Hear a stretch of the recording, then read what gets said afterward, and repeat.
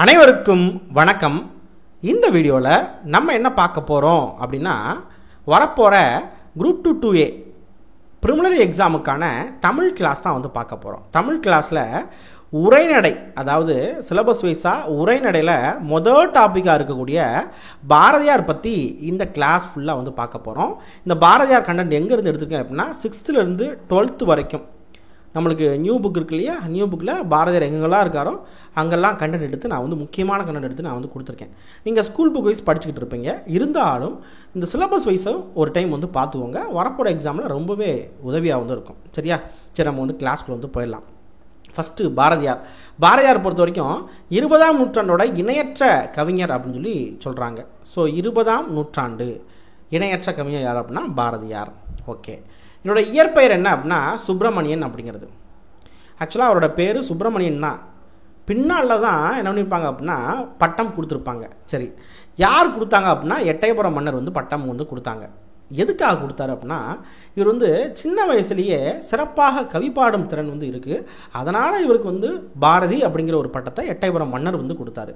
So Bharathiyar எந்த பகுதியை சேர்ந்தவர்? எட்டயபுரம் பகுதியை சேர்ந்தவர். ஸோ அதனால் ஈஸியாக இதெல்லாம் மைண்டில் ஏறிடும். சரியா? தன்னோட கவிதையின் வழியாக விடுதலை உணர்வை ஊட்டியவர். ஆக்சுவலாக இவர் இருந்த காலத்தில் 1880க்கு மேலே 82லேருந்து 1921 வரைக்கும் இருந்திருப்பார். இவர் இருந்த காலத்தில் பார்த்தீங்க அப்படின்னா நம்ம நாடு அடிமைப்பட்டு கிடந்துச்சு. அப்போ போராட்டம் நிறையா பேர் பண்ணிக்கிட்டு இருந்தாங்க. அப்போ இவரும் ஒரு போராட்டக்காரராக தான் இருந்திருப்பார். முக்கியமாக இவர் பாடல்கள் மூலமாக என்ன பண்ணியிருப்பார் அப்படின்னு கேட்டால் மக்களுக்கு விழிப்புணர்வு ஏற்படுத்தியிருப்பார். சரியா? அடுத்து மண் உரிமைக்காகவும் பெண் உரிமைக்காகவும் பாடியவர் யார் அப்படின்னா பாரதியார். இவர் நிறைய நூல்களை எழுதியிருக்கிறாரு. அதில் ஒரு சில நூல்கள் பாஞ்சாலி சபதம், கண்ணன் பாட்டு, குயில் பாட்டு, இன்னும் நிறையா இருக்குப்பா. நான் ஸ்கூல் புக்ஸாக கொண்டு போகிறதுனால நான் 6th எவ்வளோ இருக்கோ அதை நான் கொடுத்துருக்கேன். சரியா? அடுத்து இந்தியா விஜயா ஒரு 2 இதழ்கள் நடத்தி விடுதலை போருக்கு வித்திட்டுருக்கார் அப்படிங்கிறாங்க. இந்தியா விஜயா அப்படிங்கிற 2 இதழ்கள். சரியா? நியூஸ் பேப்பர்ப்பா, ஒன்றும் இல்லை. சரி, அதே மாதிரி இந்த பாரதியார் பொறுத்த வரைக்கும் என்ன அப்படின்னு கேட்டால், கவிதை மட்டும் எழுதியிருக்க மாட்டார், உரைநடையும் என்ன எழுதியிருப்பார் அப்படின்னா எழுதியிருப்பார். சார் கவிதைனா என்ன, உரைநடைனா என்ன ஒரு டவுட் வரும். கவிதைனா பார்த்தீங்க அப்படின்னா அது சில பல மரபு வழக்கம் இருக்கும், அதன் அடிப்படையில் எழுதுவாங்க. உரைநடை அப்படிங்கிறது பேச்சு வழக்கு மாதிரி இருக்கும். அதுதான் உரைநடை அப்படின்னு சொல்லுவாங்க. பாருங்க, கவிதைகள் மட்டும் இல்லை, சந்திரகியின் கதை அப்படிங்கிற ஒரு உரைநடை நூல், தராசு அப்படிங்கிற ஒரு உரைநடை நூல், 2 உரைநடை நூல் எழுதியிருக்கிறாரு. வசனக்கவிதை, சீட்டுக்கவிதை எழுதியிருக்கிறாரு. அதே மாதிரி சீட்டுக்கவி அப்படிங்கிறத ஒன்று அறிமுகப்படுத்துனது இவர் தான் அப்படின்னு சொல்லுவாங்க. சரியா? ரைட். அடுத்து இது முக்கியமான ஒன்று என்ன அப்படின்னா, பாரதியாரை சிந்துக்கு தந்தை, செந்தமிழ் தேனி, புதிய அறம்பாட அறிஞன், மரம்பாட மறவன், இப்படிலாம் யார் புகழ்ந்து சொல்லியிருக்காங்க அப்படின்னா பாரதிதாசன் புகழ்ந்து சொல்லியிருக்காரு. ஸோ பாரதிதாசன் கனக சுப்ரத்தினம் அப்படின்னு சொல்லுவாங்க. இந்த பாரதிதாசன் என்ன பண்ணுறாரு அப்படின்னு கேட்டால் பாரதியார் மேலே ரொம்ப பற்று வச்சுருப்பார். அதன் காரணமாக தான் தன்னோட பேரையே பாரதிதாசன் அப்படின்னு சொல்லி மாற்றிருப்பார். அவரோட பேர் கனக சுப்ரத்தினம். சரியா? ரைட். இப்போ பாருங்கள், அடுத்து நீடுதுயல் நீக்க பாடி வந்த நிலா அப்படின்னு சொல்லிட்டு பாராட்டப்பட்டவர் யார் அப்படின்னா பாரதியார் தான். எட்டயபுர ஏந்தலாக அறியப்பட்டவர் பாரதியார். சரியா? அதே மாதிரி கேலி சித்திரம், கருத்து படம், இதை உருவாக்குனவர் பாரதியார். தமிழில் முதல் முறையாக இந்த கருத்து படத்தை உருவாக்குனவர் பாரதியார் தான்ப்பா. சரியா? சமுதாய ஏற்றத்தாழ்வுகளையும் பெண் அடிமைத்தனத்தையும் தன் பாடல்களில் எதிர்த்து எழுதியவர். புரட்சிகரமான கருத்துக்களை யார் எழுதியிருப்பாங்க அப்படின்னா பாரதிதாசன் எழுதியிருப்பாங்க. இவர் என்ன எழுதியிருக்காரு அப்படின்னா சமுதாய ஏற்றத்தாழ்வுகளை எழுதியிருக்கிறாரு, பெண் அடிமைத்தனத்தை எழுதியிருக்கிறாரு. அடுத்தும் ஒரு சில நூல்கள் ஏற்கனவே பார்த்த நூல் தான். குயில் பாட்டு, பாஞ்சாலி சபதம், இது காவியம். கண்ணன் பாட்டு, பாப்பா பாட்டு, புதிய ஆத்திச்சுடி, இது குழந்தைகளுக்கான நீதி இலக்கியங்கள். சரியா? பாரதியார் தான் எழுதியிருக்காரு. ஓகே, அடுத்து என்னென்ன பண்ணியிருக்காருன்னு பார்க்கலாம். இந்தியா, சுதேசமுத்திரன், இந்த இதழ்களில் ஆசிரியராக பணியாற்றியிருக்கார். விஜயாவும் சேர்த்துக்கோங்க. இந்தியா, விஜயா, சுதேசமுத்திரன். சரியா? பாட்டுக்கு ஒரு புலவன் பாரதி. ஓகேவா? அடுத்து இது பாருங்கள், வசன கவிதை தமிழில் யாரால் அறிமுகப்படுத்தப்பட்டது அப்படின்னா பாரதியாரால் அறிமுகப்படுத்தப்பட்டது. இது ரொம்ப ரொம்ப முக்கியமான ஒன்று. வசன கவிதை தமிழில் யாரால் அறிமுகப்படுத்தப்பட்டது? பாரதியாரால் அறிமுகப்படுத்தப்பட்டது. சரி, நம்ம ஸ்கூல் புக்கில் பாரதியார் பாடின பாடல்கள் முதல் வரி மட்டும் நான் வந்து கொடுத்துருக்கேன். நிறையா பாடல்கள் வந்து இருக்குப்பா, அதாவது பாடல் ஃபுல்லாக நம்மளால் கொடுக்க முடியாது, அதனால் முதல் பாடல் வரி மட்டும் பாருங்கள். காணி நிலம் வேண்டும் பராசக்தி காணி நிலம் வேண்டும் அப்படிங்கிற ஒரு பாடல் 6th வந்து இருக்கும்.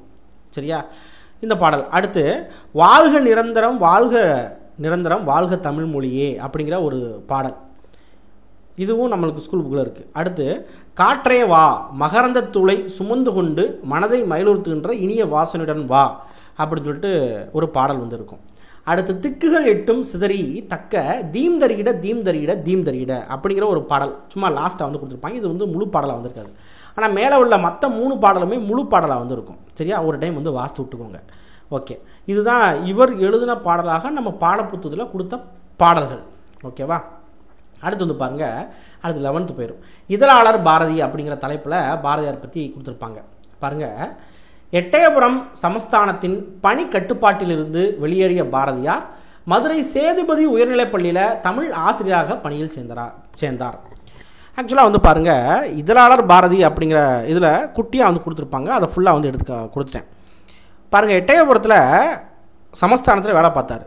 வேலை பார்த்ததுக்கப்புறம் வெளியே போய் மதுரை சேதுபதி உயர்நிலைப்பள்ளியில் தமிழ் ஆசிரியராக, ஆனால் அங்கே கொஞ்ச நாள் தான், ஐ திங்க் 1 நாளாக 2 நாளாக தான் வந்து அங்கே வந்து வேலை பார்த்துருப்பாருன்னு சொல்லுவாங்க. சரியா, பணியில் வந்து சேர்ந்தார், அங்கே வந்து வேலை பார்த்துருக்காரு அப்படின்னு சொல்லுவாங்க. அடுத்து அங்கேருந்து வெளியேறி பாரதியார் என்ன பண்ணுறாரு அப்படின்னா சுதேசமித்திரன் அப்படிங்கிற ஒரு இதழில் உதவி ஆசிரியராக வந்து பொறுப்பேற்கிறார். ஸோ அதனால தான் இவர் வந்து இதழாளர் அப்படிங்கிற அந்த இதில் வந்து வச்சுருக்கிறாங்க. பாருங்கள், சுதேசமித்திரன், சக்கரவர்த்தினி, இந்தியா, பாலபாரதி, விஜயா, சூரியோதயம், கர்மயோகி இந்த இதழ்கள்லாம் ஆசிரியராகவும் பணியாற்றியிருக்காரு, ஒரு சில இதழ்களில் துணை ஆசிரியராகவும் பணியாற்றியிருக்காரு. சரியா, பாருங்கள், பாலபாரதி அப்படின்னா யங் இந்தியா அப்படிங்கிறது, யங் இந்தியா காந்தி தாத்தாவோட பத்திரிக்கை, அந்த பத்திரிக்கையில் இவர் வந்து என்ன பண்ணியிருக்காரு, வேலை பார்த்துருக்காரு. அடுத்து வந்து பாருங்கள், சர்வஜன புத்திரன், ஞானபானு, காமன்வீல், கலைமகள், தேசபக்தன், கதா ரத்னகாரம் இந்த இதழ்களையும் பாரதி சரியா, பாரதி தன்னோட படைப்புகளை வந்து வெளியிட்டிருக்கிறார். அதாவது இவர் வந்து அதில் வேலை பார்க்கல, ஆனால் இவரோட படைப்புகளை அதில் வெளியிட்டிருக்கிறாங்க. பாருங்கள், காமன்வீல்லாம் வந்து பார்த்திங்கன்னா அன்னிபெசன்டோட பத்திரிக்கை, அதுலேயும் இவர் வந்து தன்னோட படைப்புகளை வந்து வெளியிட்டிருக்கிறார். அடுத்து மனிதர்களுக்கிடையில் தான் என்ற ஒன்றை ஒழித்தவர் பாரதியார். தான், சரியா, தான் அப்படிங்கிறது ஒரு அகம்பாவம் தான், நான் தாண்டா அப்படின்னு சொல்லி இருக்கிறது, அதை ஒழித்தவர் பாரதியார் அப்படின்னு சொல்லி சொல்கிறாங்க. ரைட். அடுத்ததாக இவருக்கு நிறைய புனைப்பெயர் இருக்குப்பா. பாருங்கள், இதெல்லாம் முக்கியமானது, நீங்கள் வந்து 11th படிக்க மாட்டீங்க, ஆனால் இங்கே கொடுத்துருக்காங்க பாருங்கள்.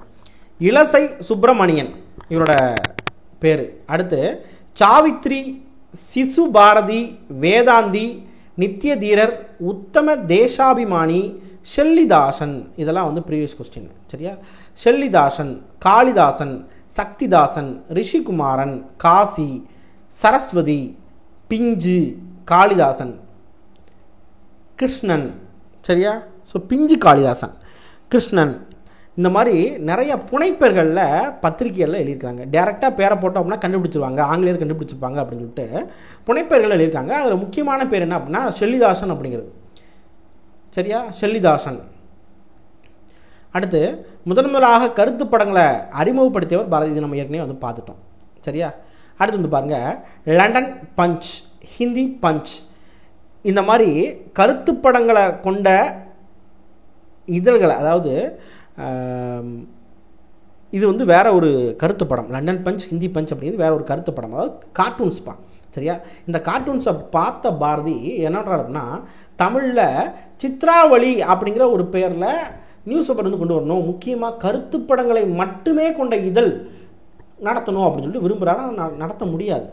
சரியா, அதை செயல்படுத்த முடியாது. அப்போ அவர் செயல்படுத்த நினச்ச அந்த கருத்து படங்கள் மட்டுமே வச்சு கொண்டு வர்ற இதழ் என்ன அப்படின்னா சித்ராவளி அப்படிங்கிறது. அவர் வந்து செயல்படுத்த முடியல, அதனால் இந்தியா, விஜயா இந்த 2 இதழ்களையும் என்ன பண்ணுறாரு அப்படின்னா கருத்து படங்களை வெளியிட்டார். முக்கியமாக இந்தியாவில் தான் ஃபஸ்ட்டு வந்து வெளியிட்டிருப்பார். இந்தியானா இதழ்ப்பா.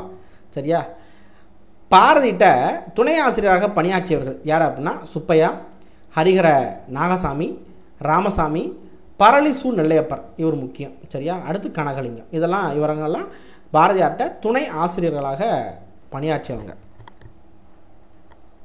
அடுத்தது பாருங்கள், தமிழ் இதழ்களில் தமிழ் ஆண்டு, திங்கள், நாள் இதை முதலாக குறித்தவர் பாரதியார். அதாவது நம்ம நியூஸ் பேப்பர் வருது இல்லையா, அதில் எப்பயுமே வந்து ஜூன் 5 2024 அப்படி வரும் இல்லையா, அதில் ஆணி 5 இந்த மாதிரி வந்து தமிழ் வருடத்தை நினைவுக்கார் அப்படின்னா பதிப்பிச்சிருக்காரு. சரியா, முதலாக பதிப்பிச்சிருக்காரு. இது ஒரு நல்ல ஒரு விஷயந்தான். இது ரொம்ப முக்கியமானது. பாருங்கள், சக்கரவர்த்தினி அப்படிங்கிற ஒரு இதழ். சக்கரவர்த்தினி அப்படிங்கிற ஒரு இதழ் என்ன அப்படின்னா பெண்களுக்காக மட்டுமே வந்து நடத்தப்பட்ட ஒரு இதழ் அப்படின்னு சொல்லலாம். பெண்களுக்காக ஒரு குரல் வெண்பா எழுதியிருக்காங்க. பெண்மை அறிவுயர பீடோங்கும் பெண்மைதான் ஓன்மையுற ஓங்கும் உலகு அப்படின்னு சொல்லிட்டு. சரியா, இந்த பாடலை வந்து பார்த்துக்கோங்க. யாருக்காக அப்படின்னா பெண்களுக்காக எழுதியிருக்காங்க. ரைட்.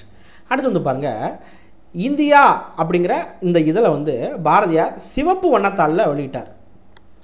ஏன் சிவப்பு வண்ணத்தால் வெளியிட்டார் அப்படின்னா இந்த சிவப்பு அப்படிங்கிறது புரட்சியை வந்து குறிக்கும், ரெவல்யூஷனாக குறிக்கும்.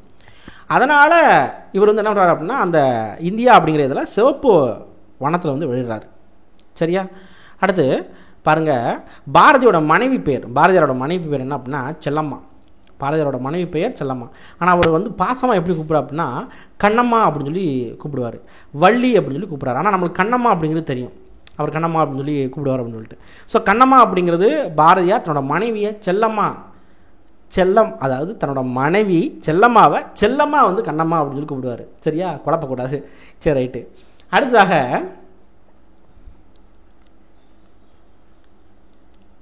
தமிழ் இதழ்களில் தமிழில் தலைப்பிடுவதற்கு முன்னோடி பாரதியார் அப்படின்னு சொல்கிறாங்க. அப்போல்லாம் வந்து மேட்டுக்குடி மக்கள் அப்படின்னா உயர்ந்த ஜாதியினர் தான் வந்து படிக்கிற அந்த இதை வந்து வச்சுருந்தாங்க. அப்போ இங்கிலீஷில் தான் வந்து நிறைய நியூஸ் பேப்பர்லாம் வந்து வரும். அப்போ இவர் என்ன பண்ணுறாருன்னா தமிழில் தலைப்பிடணும், தலையங்கம் வச்சுப்பாங்களே, தமிழில் தலைப்பிடணும் அப்படின்ட்டு இவர் தான் முன்னோடியாக வந்திருக்கிறார். தலைப்பிடலை இவர் என்ன சொல்கிறார் அப்படின்னா மகுடமிடல் அப்படின்னு சொல்லி சொல்கிறார். என்ன சொல்கிறாரு? மகுடமிடல் அப்படின்னு சொல்லி சொல்கிறார். சரியா, அடுத்து இந்தியா, சக்கரவர்த்தினி இந்த இதழ்களில் 1905 1907 காலப்பகுதியில் என்ன பண்ணுறாரு அப்படின்னா ஆங்கில தலைப்பையும் கலந்து பயன்படுத்தி அடுத்து ஆங்கில தலைப்பு வைப்பதை என்ன பண்ணுறாரு அப்படின்னா கைவிட்டார். ஃபஸ்ட்டு ஸ்டார்டிங்கில் ஆங்கில தலைப்பு வைக்கிறாரு, அடுத்து கைவிட்டுட்டு சுதேசமித்திரனில், சரியா, சுதேசமித்திரனில் அதை சாடியும் எழுதியிருக்கிறார். ஆங்கிலத்தில் தலைப்பு வந்து வைக்கக்கூடாது அப்படின்னு சொல்லிட்டு திட்டி எழுதியிருக்கிறார். சரியா, அங்கே பாங்க இவர் வந்து நிறையா வந்து இந்த மாதிரி புரட்சிகரமான கருத்துக்களை வந்து இதழ்கள் மூலமாக வெளியிடுவார். இது யாருக்கு பிடிக்காது அப்படின்னா ஆங்கிலேயருக்கு பிடிக்காது. ஆங்கிலேயர் என்ன பண்ணுறாங்க அப்படின்னு கேட்டால் பாரதியாரை கைது பண்ணணும் அப்படிங்கிற முடிவில் வந்து வந்துடுவாங்க. அதனால் இவர் என்ன பண்ணுறாரு அப்படின்னா பாரதியார் எங்கே தப்பிச்சு ஓடுவார் அப்படின்னா பாண்டிச்சேரிக்கு தப்பிச்சு ஓடுவார். அப்போ இந்தியா அப்படிங்கிற அந்த இதழும் பாண்டிச்சேரியிலேருந்து அவர் வந்து என்ன பண்ணுறாரு அப்படின்னு கேட்டால் அந்த இந்தியா இதில் வந்து வெளியே கொண்டு போகிறாரு. சரியா, ரைட். பாரதியார் கட்டுரையில் ஒரு வார்த்தை, எந்த ஒரு விஷயம் எழுதினாலும் சரி, ஒரு கதை அல்லது ஒரு தர்க்கம், ஒரு சாஸ்திரம், ஒரு பத்திரிகை விஷயம் எதை எழுதினாலும் வார்த்தை சொல்லுகிற மாதிரியாகவே அமைந்து விட்டால் நல்லது அப்படின்னு சொல்லி சொல்கிறாங்க. ஒரு விஷயம் வந்து எழுதுகிற அப்படின்னா அது நீ எழுதுகிற மாதிரியே வந்து அங்கே நடந்திருக்கணும் அப்படிங்கிறாரு, நீயா வந்து எழுதக்கூடாது அப்படிங்கிறாரு. சரியா, அடுத்து பத்மநாபன் பாரதியார் இறக்குறதப்ப சொல்லியிருக்காரு, பாரதி இறக்கும் பொழுதும் இதழாளராகவே இறந்தார் அப்படின்னு சொல்லிட்டு யார் சொல்லியிருக்காங்க அப்படின்னா ரா பத்மநாபன் ஒரு நூலில் பாரதியை பற்றி நண்பர்கள் அப்படிங்கிற ஒரு நூலில் வந்து சொல்லியிருக்காரு. சரியா, பாருங்கள், பாரதியார் என்ன சொல்லியிருக்காராம், இறந்து போவதற்கு முதல் நாள் இரவு தூங்கச் சொல்லும் முன்பு நாளைக்கு அமானுல்லா கானை பற்றி ஒரு வியாசம் எழுதி ஆபீஸுக்கு எடுத்து கொண்டு போக வேண்டும் என்று இறுதியாக லாஸ்ட்டாக இவர் இதைத்தான் சொல்லியிருக்காங்க அப்படின்னு சொல்லிட்டு பத்மநாபன் சொல்லியிருக்காரு. சரியா, யாரை பற்றி? அமானுல்லா கானை பற்றி. சரியா, அடுத்ததாக கடிதம் வந்து வரும்பா, தம்பி நல்லையப்பருக்கு அப்படிங்கிற இதில் கடிதம் வந்து வரும். பாருங்கள், மகாகவி பாரதி நெல்லையப்பருக்கு எழுதிய கடிதம் பத்மநாபன் பதிப்பித்த பாரதி கடிதங்கள் அப்படிங்கிற நூலில் இடம்பெற்றிருக்கு. கடிதமும் முக்கியமான ஒன்று தான். அதில் முக்கியமானது அது வந்து முழுக்க நம்ம பேசுகிற மாதிரியே வந்து இருக்கும் கடிதத்தில். அதில் முக்கியமான இதை மட்டும் எடுத்து கொடுத்துருக்கேன். பாருங்கள், பாரதியார் 15 வயசில் படிக்கணும் அப்படிங்கிறதுக்காக எட்டயபுரம் அரசருக்கு தான் ஃபஸ்ட்டு கவிதை வந்து எழுதுறாரு. சரியா, லாஸ்ட்டாக வந்து எழுதுறது எப்போ அப்படின்னா குத்தி கேசவர் அவர் இறக்கிறதுக்கு முன்னால் குத்தி கேசவருக்கு ஒரு கடிதம் வந்து எழுதுறாரு. அதுதான் லாஸ்ட்டாக எழுதுறது அப்படிங்கிறது சொல்கிறாங்க. சரியா? ஃபஸ்ட் எழுதுனது யார் அப்படின்னா எட்டயபுரம் அரசருக்கு கவிதை கடிதம் எழுதுறாரு. லாஸ்ட் வந்து குத்திகேசவருக்கு எழுதியிருக்கிறார். சரியா? ரைட்.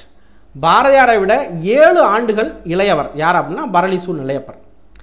இந்த பரளிசு நெல்லையப்பரை பாரதியார் என்ன சொல்கிறார் அப்படின்னா என்னோட அருமை தம்பி அப்படின்னு சொல்லிட்டு பாசம் காட்டி வந்தார் அப்படின்னு சொல்லி சொல்கிறாங்க. ஓகே, அடுத்து இவரை பற்றி நிறைய விஷயங்கள் இந்த பரளிசு நெல்லையப்பரை பற்றி. பரளிசு நெல்லையப்பரை பொறுத்தவரைக்கும் இவரும் ஒரு விடுதலை போராட்ட வீரர், கவிஞர், எழுத்தாளர், மொழிபெயர்ப்பாளர், இதழாளர், பதிப்பாளர். பாரதியோட கண்ணன் பாட்டு, நாட்டுப்பாட்டு, பாப்பா பாட்டு, முரசு பாட்டு இதை பதிப்பித்தவர் யார் அப்படின்னா பரளிசு நெல்லையப்பர். அப்போ இதில் புதுசாக என்ன இருக்குது? நாட்டுப்பாட்டு அப்படிங்கிறது பாரதியார் எழுதுனது, முரசு பாட்டு அப்படிங்கிறது பாரதியார் எழுதுனது. சரியா? ஞாபகம் வச்சுக்கோங்க. அடுத்து பாரதியார் சூரியோதயம், கர்மயோகி. அப்போ பாரதியார் எந்தெந்த இதழெல்லாம் வந்து நடத்தியிருக்காரு அப்படின்னா சூரியோதயம் அப்படிங்கிற ஒரு இதழை நடத்தியிருக்காரு, கர்மயோகி அப்படிங்கிற ஒரு இதழை நடத்தியிருக்காரு. அந்த 2 இதழிலுமே துணை ஆசிரியராக யார் பணியாற்றிருக்காங்க அப்படின்னா இந்த பரளிசு நெல்லையப்பர் பணியாற்றிருக்கிறாரு. அடுத்து இது போக லோகா பகாரி, தேசபக்தன் இந்த இதழிலையும் பரளிசு நெல்லையப்பர் துணை ஆசிரியராக வேலை பார்த்துருக்காரு. அடுத்து நெல்லை தென்றல், பாரதி வாழ்த்து, உய்யும் வழி இந்த நூல்களையும் சிதம்பரனாரோட வாழ்க்கை வரலாற்றையும் யார் எழுதியிருக்காங்க அப்படின்னா பரளிசு நெல்லையப்பர் எழுதியிருக்கிறார். பரளிசு நெல்லையப்பர் எழுதியிருக்கிறார். சரியா? நெல்லைத்தன்றல், பாரதி வாழ்த்து, உய்யும் வழி அப்படிங்கிறார். ரைட். இது ஒரு பாடம் வந்து முடிச்சு, இந்த கடிதம் வந்து முடிச்சு. அடுத்து ஊடகவியலில் தமிழ் ஆளுமைகள் அப்படிங்கிற ஒரு தலைப்பு. பாருங்க, பாரதியாரோட காலம் கொடுத்துருக்காங்க. நான் ஏற்கனவே சொன்னேன் 1882 1921 வரைக்கும். சரியா? ஸோ கருத்து படம் அப்படிங்கிறது என்ன அப்படின்னா ஒரு கார்ட்டூன் எப்படி இருக்கும்? சிரிப்பை ஊட்டும் விதமாக, எல்லல் ஊட்டும் விதமாக இருக்கும். ஆனால் அதில் வந்து ஒரு கருத்து வந்து இருக்கும். சரியா? ஆங்கிலத்தில் என்ன சொல்லுவாங்கன்னா கார்ட்டூன் அப்படின்னு சொல்லுவாங்க. தமிழில் வந்து விகட சித்திரம், வேடிக்கை சித்திரம், கேலி சித்திரம், விளக்கப்படம், கூடார்த்த படம் அப்படின்னு சொல்லிட்டு நிறைய பேர் வந்து சொல்கிறாங்க. ஆனால் பாரதியார் எப்படி சொல்கிறார் அப்படின்னா விகட சித்திரம் அப்படின்னு சொல்லி சொல்கிறார். என்ன சொல்கிறாரு? விகட சித்திரம் அப்படின்னு சொல்லி சொல்கிறார். ஓகே.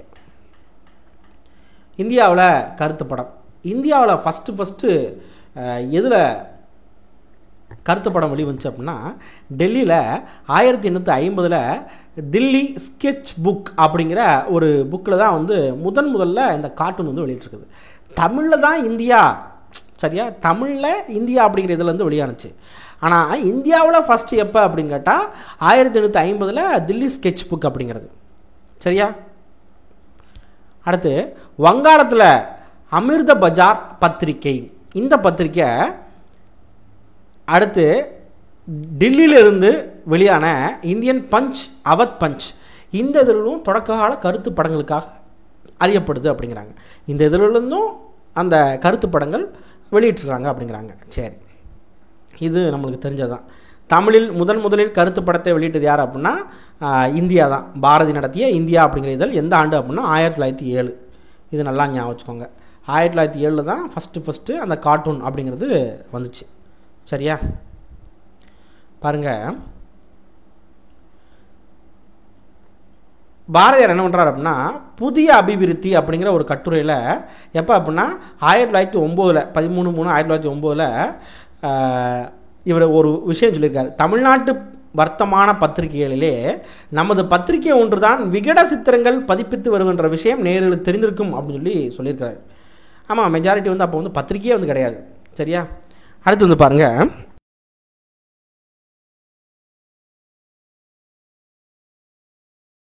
வந்து என்ன பண்ணுறாரு அப்படின்னா பயன்படுத்துகிறாரு அப்படின்னு சொல்லிட்டு பாரதியாரும் இந்த கருத்து படத்தை வந்து பயன்படுத்தினா சொல்கிறாங்க. அடுத்ததான் இந்த கார்ட்டூன் படங்களில் எப்படி வரைஞ்சிருக்காரு அப்படின்னா 45 கோடி ரூபாய் அளவுக்கு குறையாம ஒரு ஆண்டுக்கு இந்தியாவில் வந்து ஆட்டையை போட்டுறாங்க அப்படிங்கிற மாதிரி ஒரு படம் வந்து வரைகிறாங்க. இதில் இந்தியா இதெல்லாம் எப்போ அப்படின்னா 8/9/1906. சரியா? அடுத்ததாக இந்தியர்களை எலும்பும் தோளுமாகவும், சரியா? எலும்பும் தோளுமாகவும் வெள்ளையர்களை செல்வ செழிப்புடனும் அமைப்பு, சாரி இது 1907 இருக்கும். சரியா? ரைட். இந்தியாவின் நிலையை விளக்கியிருந்தார். 1906 1907. உடனே வந்து கமெண்ட் அடிக்காதீங்க சார், மேலே வந்து 1907 சொல்லுங்க, கீழே 1906 சொல்கிறீங்க அப்படின்னு சொல்லிட்டு. ஓகேவா? அடுத்து சுதந்திர சூரியன் உதிப்பது போன்ற ஒரு ஓவியம் வந்து வரைஞ்சிருக்கிறாரு. அதாவது எப்படி அப்படின்னா, கோழியின் குரலை கேட்ட உடனே சுதந்திர சூரியன் உதிப்பது போன்ற ஒரு சித்திரம். இதுவும் இந்த ஆங்கிலேயரை மையப்படுத்தி. அடுத்து பஞ்சம் அப்படிங்கிற ஒரு தலைப்பில் எழுதியிருக்காரு அப்படின்னா கேலி சித்திரம் வந்திருக்கிறாரு. அடுத்து வரி விதிப்பு, யானையும் சர்க்கார் பாகனும் அப்படிங்கிற தலைப்பில் ஒரு கருத்து படம் எப்போ அப்படின்னா 30/3/1907 சரியா வெளியிட்டிருக்கிறாரு.